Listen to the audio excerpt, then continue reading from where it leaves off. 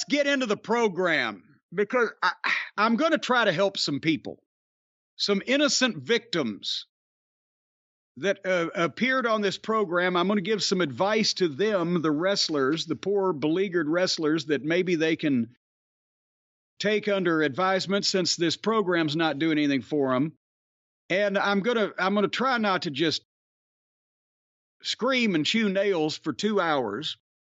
So I will say at the top of the program that this is a commentary, and then I will move on as quickly as possible and not beat the dead horse. But this is weeks now that Tony Khan has started the program with an A&P championship match involving the company mascot, our little puppy Pockets, because one time he did one good rating on a show. Despite every evidence to the contrary of every other program, they kept the rating through one fucking television program with Pockets on first, so he gives it to us a month straight. Why didn't he learn anything from all the viewers that the EVPs lost every week for 2 months? He didn't adjust because of those numbers, but he adjusts because he gets a fluke. So,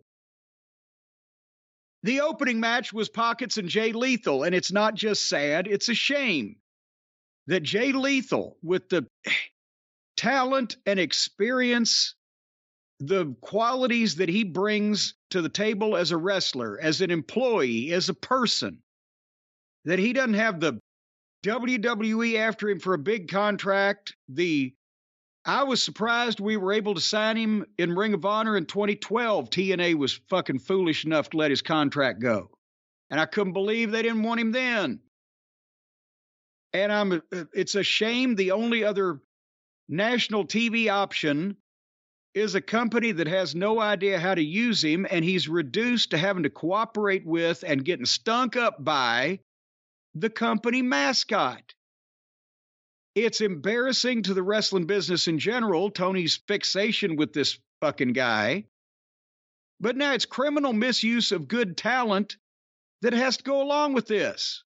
And you know Jay has to be frustrated. He's capable of and deserves better than this. But that's, I'm at a loss for words. And that's why if you're a young wrestler who has it mentally and you think you've got talent and believe you got a shot, you're serious about your business, do you want to take a chance now? Vince is gone, supposedly, from creative at least, but do you want to take a chance on Triple H making you look like a goof in NXT, or AEW if you might be humiliated on national television having to put over the puppy? And again, and it did wonders for Adam Cole. Oh, God. Well, he'll be fantastically over when he comes back, Adam Cole, because of his triumph over the concussion issue. If he hadn't had the concussion issue right now, he wouldn't be able to sell pussy on a troop train, much less a wrestling ticket, because of the way he was going. And again, with Jay here, but it's not at this point. Even though Goofball here was trying, he wrestled this week for the most part. You know, what that tells you is anybody can do this. He comes out, and the Puddin' Gang comes out with him from the start. It looks like a fucking Saturday Night Live parody. He comes out with his fucking outfit, and there's Muffin Top and Cupcake, whoever the fuck, the Puddin' Gang, and Danhausen made up. And then they wish him well and go to the back. How do you think that Trent and Muffin Top feel when the biggest joke wrestler in the business is on TV and their careers are so moribund that they're just the clowns that see him off and then go back to the back? Well, they like the checks. But anyway, and Lethal comes out, and he's got Jeff and Sanjay and Zippy, and the referees come out to send them back. And did you see Aubrey Ed shoving guys and pointing wildly and sticking her ass out for emphasis? And I was afraid she was going to trample somebody. And so she's showing off. And then they made sure to remind us it's 1-1. This is their third match, Lethal and Pockets. And so they remind us that already Pockets has beaten this guy one.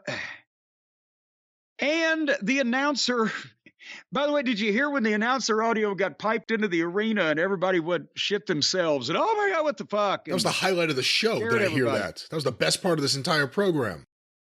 So Pockets is 22-1 in AEW and 14 wins straight. Can you imagine if a talent was given that push? And so anyway, that's the thing. In this one, Pockets tried to wrestle because he used to do it in Chikara. If he doesn't wrestle, it's the phony gimmick that makes business look like shit. And if he does wrestle, then it proves that any bland, unimpressive, skinny goofball in blue jeans can do this, so it devalues the business. This guy would never be looked at seriously in any type of major promotion. I don't know that we would have accepted him in the OVW training program. And Tony thinks he's cute. So they have the match. It went on too long. And then finally, Pockets hit Roman Reigns' finish, 1, 2, 3, and beat Jay Lethal, except he didn't hit it because the punch missed. For one thing, but then he beat Jay Lethal 1, 2, 3 on national television. God damn it. And then Jeff Jarrett jumped in from behind and laid Pockets out with the stroke and broke the guitar over his knee and got a ton of heat because people in the building, they love this fucking clown.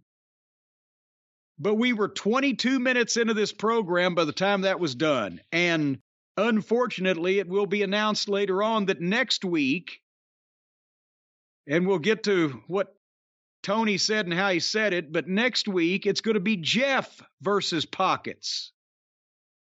Except I believes I smell a title change. Because I believes that I smell that Jeff Jarrett wouldn't work with this motherfucker if he was going to do a job for him. Now that I've said that, yes, he would. Yes, he would. He would do anything. No. This is why I believe that they've given the clown 3 or 4 weeks of wins on television because some way or another, Jeff sees a way to get some fucking heat off this guy and work with somebody that means something. That's what I'm thinking. And he has pitched it to Tony, who was probably impressed that he actually had a wrestling angle pitched to him that went 3 weeks and ended up with being able to use the fucking goofball for some productive reason. But anyway, I don't see Jeff Jarrett doing a job this early as he's coming to company for this fucking guy. We'll see what happens. That's where Jeff's positioned on these shows. He's not anything special. I could see him doing the job there. Tony loves Orange Cassidy. Then they've completely lost their fucking minds then, because then that would be, 5 weeks in a row that we've had to suffer through this for no payoff, just stroking this guy's dick, putting him over. He'll never go anywhere, and he'll never mean anything. I promise you, the only people that want to see this fucking guy are the people that are already watching. He will not bring you a goddamn soul to the table that's not already there.